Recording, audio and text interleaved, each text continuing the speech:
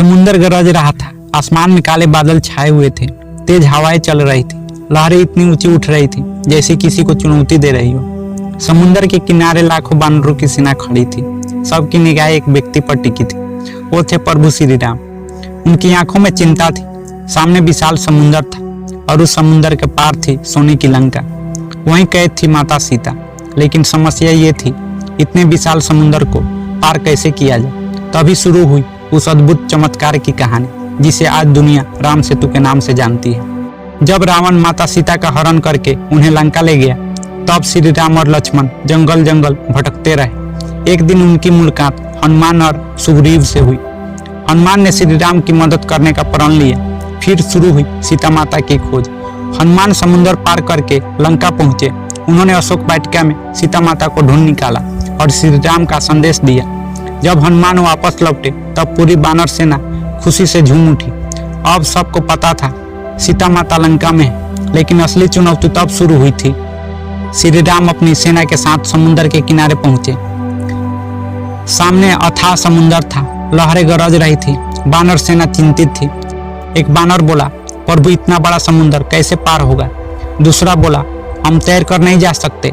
कुछ सैनिक डरने लगे, लेकिन हनुमान शांत खड़े थे। उन्हें अपने प्रभु पर विश्वास था। श्री राम समुद्र के सामने खड़े होकर सोचने लगे। फिर उन्होंने समुद्र देवता से प्रार्थना करने का निर्णय लिया। 3 दिनों तक श्री राम समुद्र के किनारे बैठे रहे। उन्होंने आंखें बंद कर समुद्र देवता से रास्ता मांगा, लेकिन समुद्र शांत रहा। कोई उत्तर नहीं मिला। बानर सेना बेचैन होने लगी। लक्ष्मण क्रोधित हो गए। भैया, ये समुद्र आपकी विनती नहीं सुन रहा, इसे अपने बाण से सुखा दीजिए।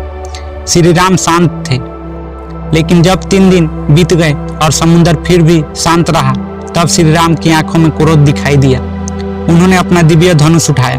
पूरा आकाश कांप उठा, हवा तेज हो गई, बानर सेना डर गई।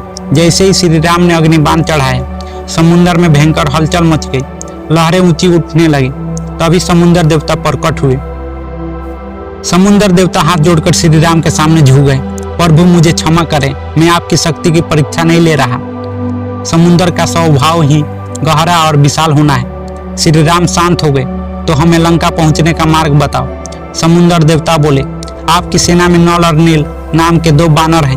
उन्हें वरदान मिला है कि उनके द्वारा फेंकी गई कोई भी वस्तु पानी में नहीं डूबेगी। पूरी सेना आश्चर्यचकित रह गई। नल और नील आगे आए। उन्होंने हाथ जोड़कर कहा, प्रभु, आपके आशीर्वाद से हम समुद्र पर पुल बना सकते हैं। श्री राम मुस्कुराए। तो फिर देर किस बात की। राम सेतु का निर्माण। अगले ही दिन लाखों बानर काम में जुट गए।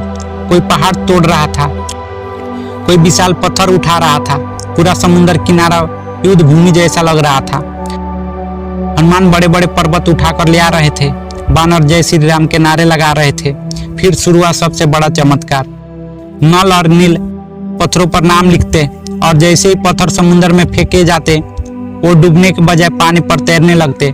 पूरा समुद्र जय श्री राम की आवाजों से गूंज उठा। बानर खुशी से झूम उठे। एक के बाद एक पत्थर रखे जाने लगे। धीरे धीरे समुद्र के ऊपर रास्ता बनने लगा।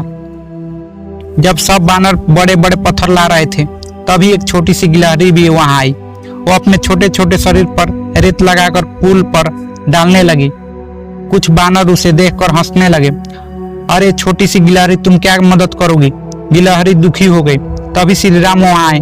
उन्होंने गिलहरी को प्यार से उठाया और बोले, सेवा छोटी या बड़ी नहीं होती, भावना सबसे बड़ी होती है। फिर श्री राम ने प्यार से उसकी पीठ पर हाथ फेरा।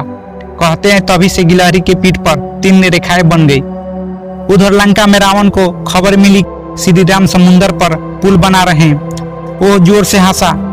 समुद्र पर पुल ये असंभव है। लेकिन कुछ दिनों बाद जब उसने अपने सैनिकों से सुना कि सच में समुद्र पर रास्ता बन चुका है, तब पहली बार उसके चेहरे का रंग उड़ गया।